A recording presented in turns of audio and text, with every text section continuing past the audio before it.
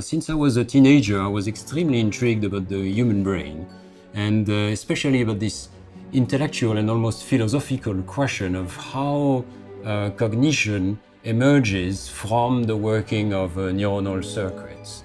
It's this so-called bridging problem, going from a brain which is made as a bunch of molecules to higher level cognition.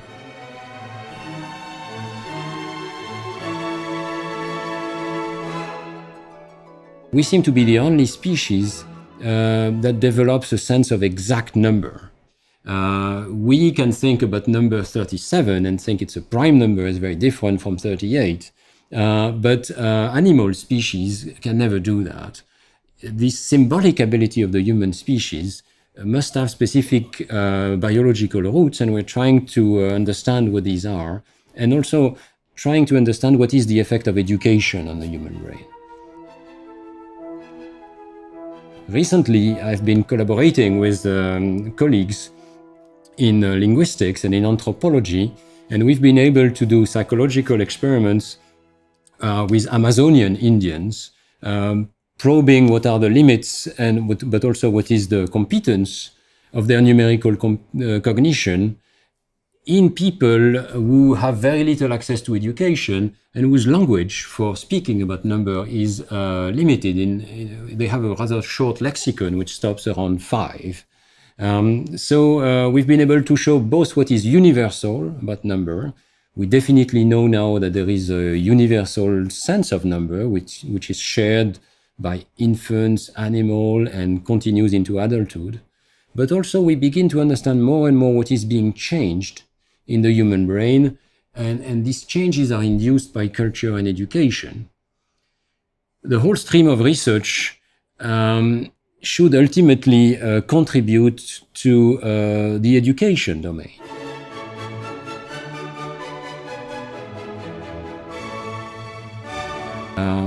We think that by understanding better the organization of the brain, and especially how the brain architecture changes in the course of development and education, we can perhaps help normal children acquire arithmetic.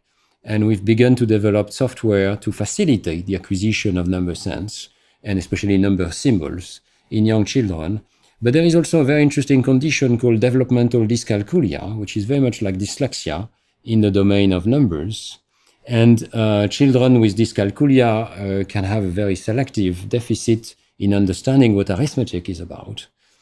We begin to understand what brain systems are being involved. It's just the beginning of this research, but we hope that education, especially with the help of computerized software, can help them overcome this deficit, or at least compensate for this deficit. And so this is an area of research that we also pursue in the lab.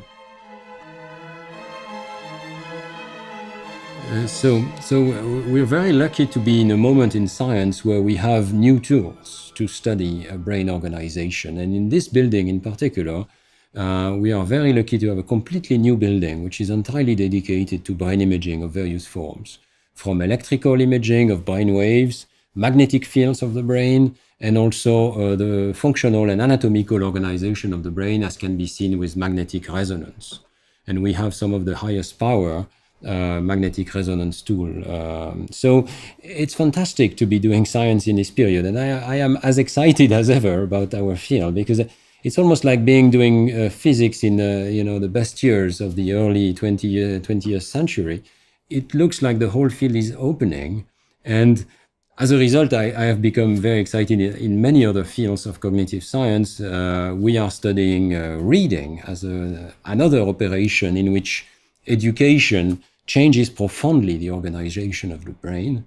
I have also become very interested in the issue of consciousness, because we have been able to show that many arithmetic operations can operate without consciousness, with purely subliminal stimuli. So we flash a digit, you don't even see it, but we can show that many operations have started to unfold in your brain, and we can study the order and depth of these operations. So this raises the whole issue of, what is consciousness? What is it good for, given that there are so many operations that can start without consciousness?